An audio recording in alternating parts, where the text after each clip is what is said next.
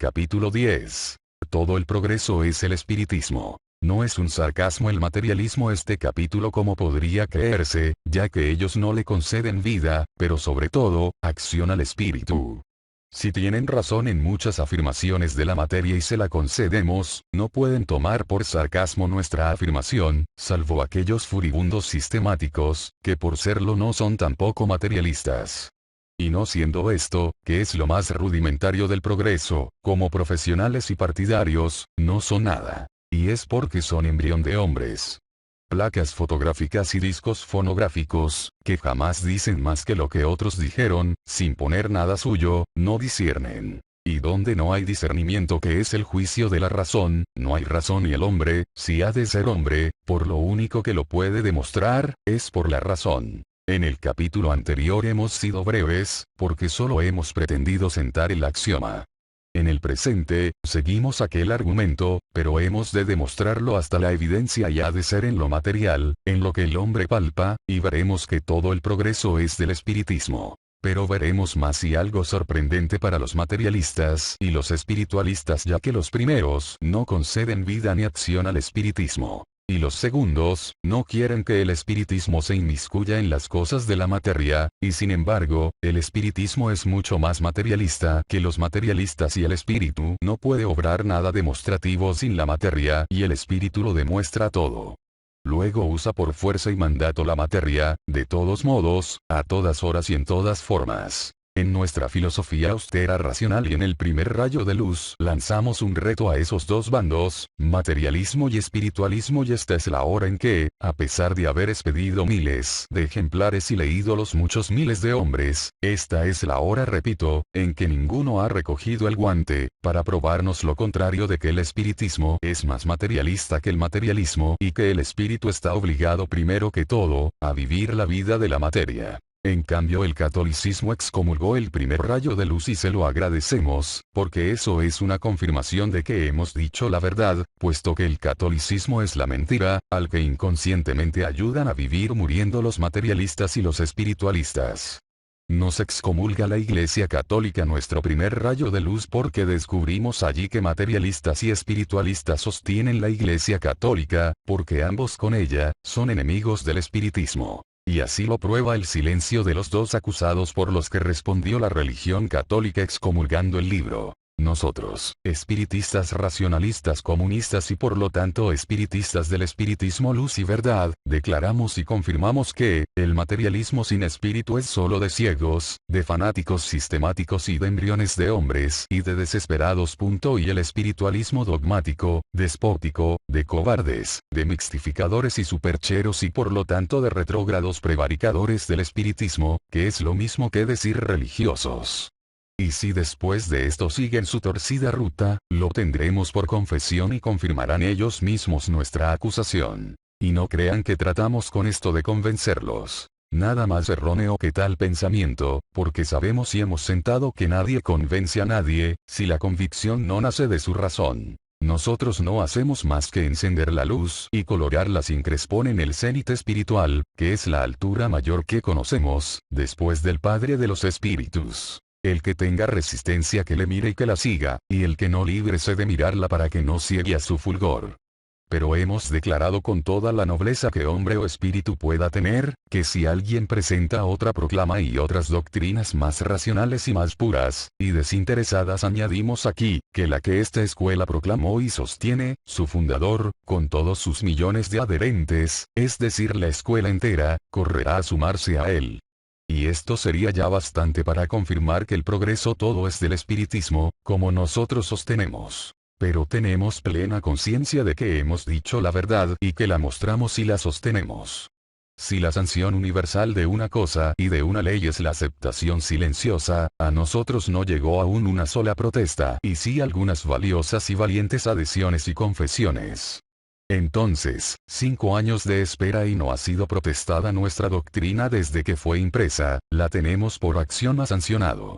Pues si ha habido un amago de auto de fe a nuestro primer rayo de luz ya sabe todo hombre libre, lo que eso representa. El odio, la rabia y la mentira, e impotencia religiosa. Este es el límite superior del progreso del espíritu en cada mundo y nosotros, con el espiritismo luz y verdad lo conseguiremos. Luego todo el progreso es del espiritismo. El progreso de una ciencia consiste en que los hombres cultivadores, le arranquen un nuevo secreto.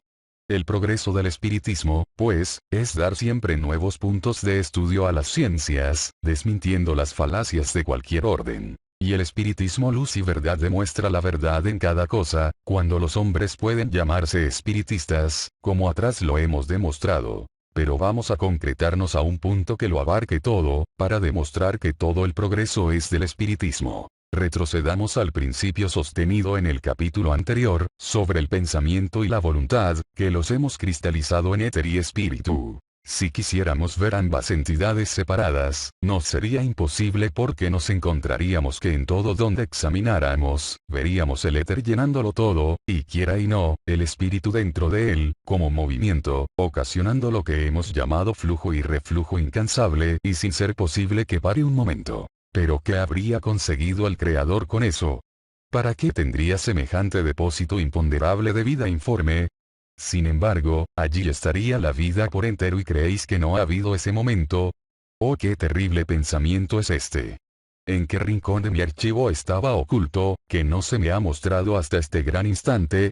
Lo tenía en mí. ¿Me viene de afuera? Es lo mismo, pues todo me pertenece por el espiritismo, porque el universo solidarizado senté en el primer verso de mi proclama. Sí, ha existido ese momento en que el infinito era ese lugar de éter y espíritu inseparables en el que aún no había formas y existía la vida. El tiempo. ¿Qué nos importa? ¿Cómo lo podríamos contar con nuestros números?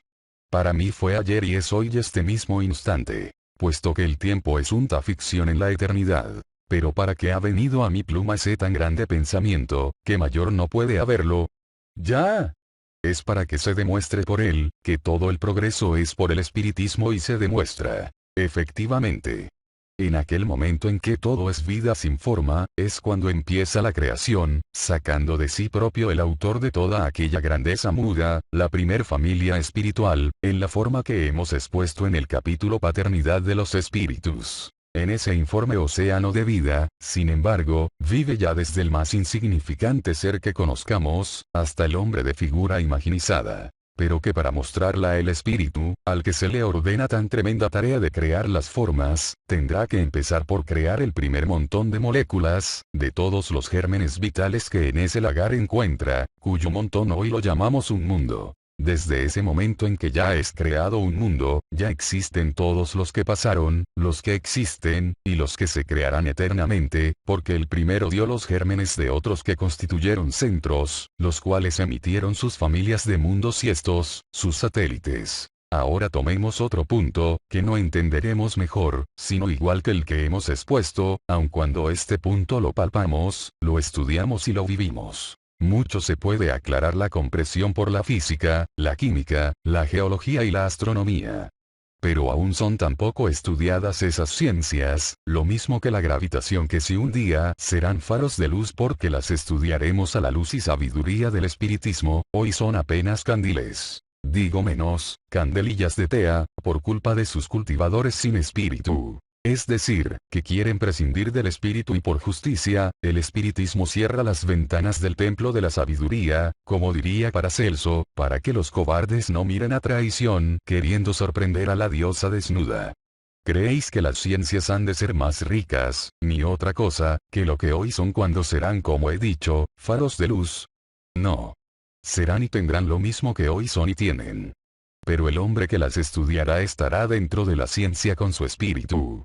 Lo que quiere decir, que estará la ciencia en el hombre y todo lo verá, como puede ver su razón y su conciencia. Es que ya no habrá los cobardes, los mistificadores y malversores inmorales de hoy y todo será hecho con toda la ley del espiritismo. Pues bien, desde aquel informe lagar de vida, el espíritu ha llegado hasta el progreso de demostrar la vida en formas de mundos y hombres con todo cuanto en ellos existe. Cada familia espiritual hace el progreso de su mundo, de hacer germinar todas las cosas que nos rodean, en medio de la lucha terrible que presenta cada molécula en su resistencia de vivir junto con sus contrarias. pero que, por la gran placenta que a cada una le forma el éter presionando las unas a las otras, se mantienen hasta que se metamorfosean, cesando entonces el antagonismo origen de las pasiones todas en el hombre, que reúne en sí, un par de todas las especies que ya fueron vida demostrada en especies animales y vegetales, con más las correspondientes minerales para las reacciones químicas de todo género, que en el cuerpo animal del irracional y del racional se operan. Este es otro de los grandes axiomas del espiritismo, que para su comprensión en la pequeña inteligencia humana o positiva y las pueda estudiar por partes infinitesimales el hombre, las divide el espiritismo con el máximo de sabiduría, en las ciencias. Sí. Todo el progreso que tiene el hombre, lo ha hecho el espíritu.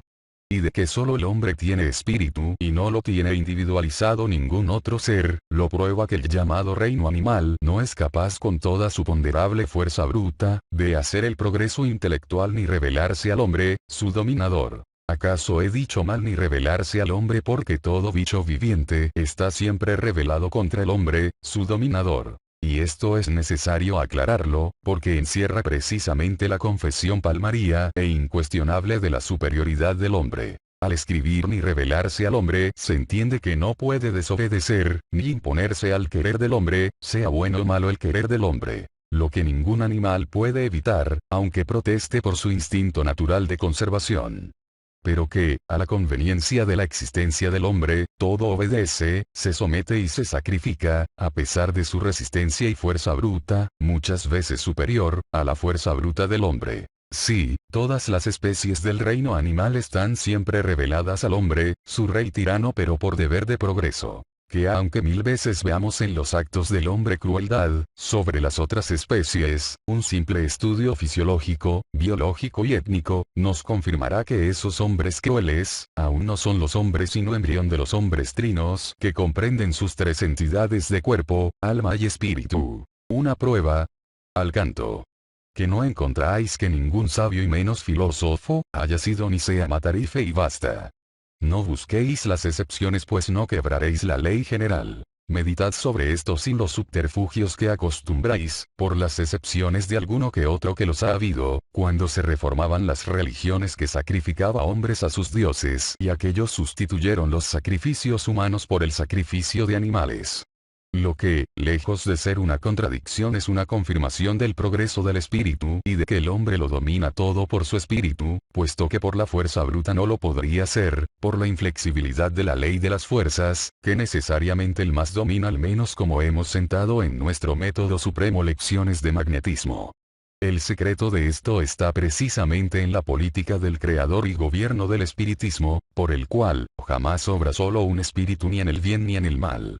Lo que aclara el por qué el espiritismo lo puede todo, lo sabe todo y nada le queda oculto. Pero que, mientras el hombre no se doblega y se confiesa miembro del espiritismo luz y verdad, obra por fuerza dentro del espiritismo, pero con solo sus afines colectivos. Pero no dispone de él todo porque su libre albedrío no puede ser quebrantado por imposición obligada, porque la ley mayor ha de imponerse sin obligar y espera siempre y no en vano, que cada uno se obligue en voluntad por uno, por mil o millones de escarmientos y fracasos, en la impotencia de las escasas fuerzas del individuo, o parcialmente colectivas, que pueden ser muy grandes como sucede hasta hoy con los dos grandes bandos en que se han dividido los hombres en la tierra, donde se disciernen por fin, todas las cuestiones de todos los siglos. Si retrocedemos solo 57 siglos, vemos que todo el mundo forma un bando animal fiero e ignorante, sin entrar en cuestiones de las divisiones de ese bando, pero que están unidos como uno solo contra el bando que entonces forma Shet, con la muy corta raza adámica, que solo se compone de 28 titanes misioneros y Shet, jefe, 29. Y sin embargo, estos han cubierto el mundo de su raza y han impuesto su progreso y sabiduría porque esta es la fuerza imponderable, el más de las fuerzas, que eternamente domina a las fuerzas brutas y ciegas. Esto parece una contradicción con la ley, que hace ley la voluntad de las mayorías, y no hay tal contradicción, porque la mayoría es Shet, con sus 28 titanes. Que como es mayoría 29, sobre 200 millones que entonces habitaban la tierra, Y no solo son mayoría los 29 sobre 200 millones de encarnados, sino que son mayoría sobre 2 billones de espíritus pertenecientes como familia a la Tierra, más 3.500 millones de desterrados que habían entrado en la Tierra. ¿Quién negará que el rector de una universidad de él solo es mayoría representativa, sobre todos los profesores y estudiantes de la universidad? Y el profesor, no es superior y por lo tanto mayoría sobre los estudiantes a su cargo.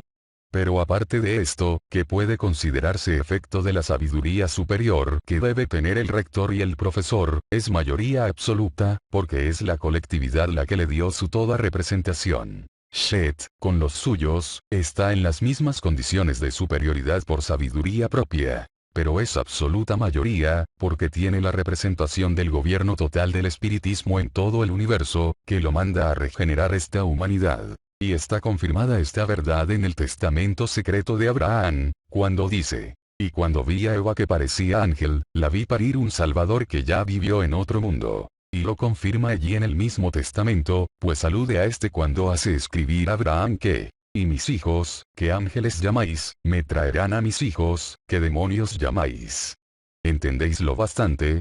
Pues desde entonces aparecen las artes y las ideas, que han de traer las ciencias y el progreso que hoy tenemos. Y de allí igualmente parte el progreso no imaginado, que viene, para el gobierno del espiritismo en la tierra, en el régimen de la comuna de amor y ley. Y para ponderar el progreso que el espiritismo ha traído, tendré que comparar la gruta o la choza donde vivió el hombre primitivo, con el suntuoso y arquitectónico palacio que hoy lo cobija. El cuchillo hacha de pedernal, con la espada brillante y templada con que el supremático se defiende, o el maestro de artes mágicas, domina aún a los temerosos. La mecha de cebo animal y el candil de grasas pestilentes, con la mágica lámpara eléctrica. La tabla arrastreada por sangre humana y la carreta chirriante, con las monstruosas máquinas que cortan y se adelantan al viento. Los tabelarios griegos y romanos, con las ondas eléctricas que transportan las palabras. Los escritos en ladrillos, piedras o tablas, con el libro. La hembra desgreñada y cazada brutalmente entre las rocas y el bosque, por el feroz hombre, con la delicadeza de la compañera de hoy, que para sublimar los goces y dolores del himeneo, se alaja el lecho y se perfuma la alcoba, consagrando el acto fisiológico, antes brutal y bestial, en el más alto acto gradual del sentimiento de amor. No. No me podéis exigir esas comparaciones, que entrañarían millones de siglos de evolución, centenares de millones de sacrificios de los espíritus en aras del progreso e innúmeros volúmenes de la más alta sabiduría, porque todo ello está escrito en vosotros mismos, en vuestro libro, que es vuestra propia alma, como está en la mía, en donde lo veo y lo saco en extracto, y vosotros tenéis que leerlo por vosotros mismos, cuando vuestra luz alumbre vuestra conciencia. Pero os aseguro que no podréis leeros, hasta que comprendáis y confeséis que todo el progreso es del espiritismo, y entonces veréis la grande o pequeña parte que en él tenéis porque la tenéis, aunque la desconozcáis y aunque no queráis. ¿Me podréis desmentir entre todos? Os aseguro que no. Pero sería bueno que lo intentarais, porque me confirmaríais aún más con vuestras sinrazones. Yo, en mi deber, cierro esta primera parte del espiritismo estudiado o política del creador y gobierno del espiritismo, sentando que todo el progreso es del espiritismo, porque la creación existe por el espiritismo.